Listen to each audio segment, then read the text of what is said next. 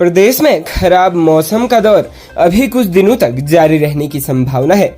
राज्य मौसम विज्ञान केंद्र ने आज राज्य में अलग अलग स्थानों पर भारी से बहुत भारी बारिश होने की संभावना को लेकर अलर्ट जारी किया है। इसके अलावा सोमवार को राज्य में अलग अलग स्थानों पर गरज के साथ बिजली गिरने और बहुत तीव्र बारिश होने की संभावना है। इसके अलावा प्रदेश के जनपदों में अधिकांश स्थानों पर हल्की से मध्यम बारिश गरज के साथ बौछारें पड़ने की संभावना है। राज्य आपातकालीन परिचालन केंद्र से मिली जानकारी के अनुसार 18 जुलाई तक राज्य के कुछ हिस्सों में भारी से बहुत भारी बारिश, तूफान, बिजली के साथ तीव्र से बहुत तीव्र बारिश होने की संभावना है, जबकि आंधी, तीव्र से बहुत तीव्र बारिश की संभावना है। राज्य की अस्थायी राजधानी देहरादून में सोमवार को आंशिक रूप से लेकर आमतौर पर बादल छाए रहने का अनुमान है। हल्की से मध्यम बारिश के साथ कुछ दौर की बारिश होने की संभावना है, तो कुछ क्षेत्रों में तीव्र हो सकती है। देहरादून में अधिकतम और न्यूनतम तापमान क्रमशः 32 डिग्री सेल्सियस और 24 डिग्री सेल्सियस रहने की संभावना है। राज्य के कालाढूंगी नैनीताल मोटर मार्ग पर रविवार देर रात दर्दनाक हादसा हो गया।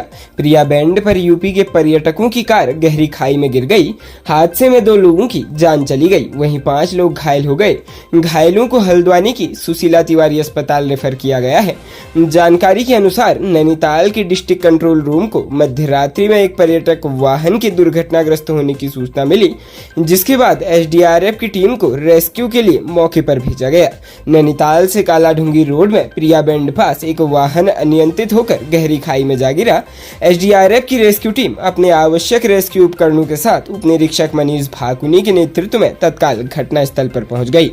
घटनास्थल में टीम खाई में गिरे वाहन तक पहुंची और दुर्घटनाग्रस्त सेलेरियो कार से 5 घायलों को रेस्क्यू कर एम्बुलेंस से अस्पताल पहुंचाया। दुर्घटना में मृत 2 लोगों के शवों को कड़ी मशक्कत के बाद खाई से बाहर निकालकर मुख्य मार्ग तक पहुंचाया गया। वाहन में एक ही परिवार के 7 लोग सवार थे, जो यूपी के गोरखपुर से नैनीताल घूमने आए हुए थे।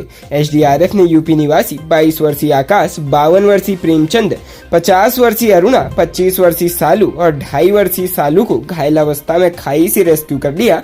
टीम को खाई में गिरी कार से 27 वर्षीय राहुल और 25 वर्षीय राजीव का शव गाड़ी से बरामद हुआ। प्रदेश के हल्द्वानी में कार बेचने के नाम पर लाखों की धोखाधड़ी का मामला प्रकाश में आया है। कार बेचने के नाम पर पहले तो युवक से लाखों की रकम ऐंठ ली गई, फिर आरोपी बहाने से कार मांग कर ले गया और चपत हो गया। कार न लौटाने पर पीड़ित ने पुलिस को तहरीर सौंप कार्रवाई की मांग की है। रामपुर रोड गली नंबर 9 निवासी मनोज गुप्ता पुत्र स्वर्गीय गंगाशरण गुप्ता ने पुलिस को सौंपी तहरीर में कहा है कि उसने 8 सितंबर 2021 को ईदगाह रोड में रहने वाले मोहम्मद जफर पुत्र मोहम्मद इरशाद से कार का सौदा 8.5 लाख रुपए में तय किया। इस पर उसने जफर को 6 लाख रुपए नकद दे दिए। साथ ही जफर ने उसे यह कहा कि कार की किस्त 2.5 लाख फाइनेंस कंपनी को देनी है, लिहाजा वह उसे जमा कर दे। इसके बाद जब वह फाइनेंस कंपनी पहुंचा तो पता चला कि कार की किस्त की रकम करीब 7 लाख के आसपास जमा करनी है। इस बारे में बात करने पर जफर ने उससे 2.5 लाख लेकर यह कहा कि वह कार की बाकी की किस्तें स्वयं जमा कर देगा। पीड़िता का कहना है कि इसके बाद 28 जून को जफर यह कहकर कार ले गया कि उसे ईद पर परिवार के साथ बाहर जाना है, लेकिन इसके बाद उसे कार नहीं लौटाई गई। कार के बारे में पूछने पर आरोपी टाल मटोली कर रहा है।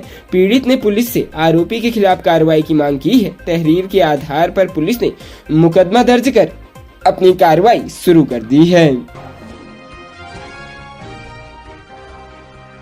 राज्य उत्तराखंड की राजधानी देहरादून से शर्मनाक खबर सामने आ रही है। यहाँ 14 वर्षीय किशोरी ने अपनी मां के प्रेमी के खिलाफ छेड़छाड़ के आरोप में मुकदमा दर्ज कराया है। पीड़िता का आरोप है कि ट्यूशन पढ़ाने के दौरान आरोपी ने उससे छेड़छाड़ की।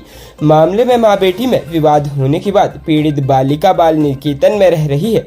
उसकी तहरीर पर गढ़ी कैंट थाना पुलिस ने अभियोग दर्ज कर जाँच शुरू कर दी है। कैंट थाने के प्रभारी संपूर्णानंद गैरोला ने बताया कि बालिका कैंट क्षेत्र स्थित एक कॉन्वेंट स्कूल में पढ़ती है। उसकी मां का अपने पति से तलाक हो चुका है। वह गढ़ी स्थित एक कर्नल के यहाँ नौकरी करती है। इस दौरान अंशुल यादव नाम के युवक से उसकी मां की दोस्ती हुई।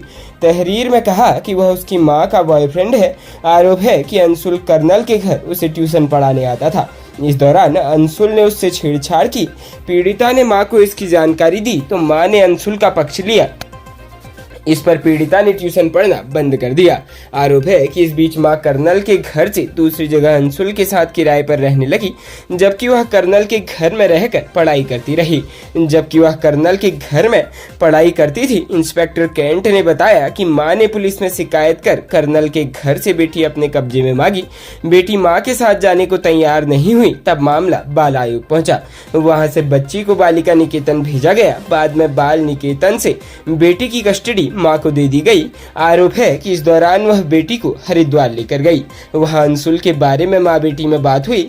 आरोप है कि मां ने बेटी की पिटाई कर दी। इंस्पेक्टर ने बताया कि आरोपी अंशुल यादव की छेड़छाड़ संबंधित धाराओं में मुकदमा दर्ज कर जांच की जा रही है।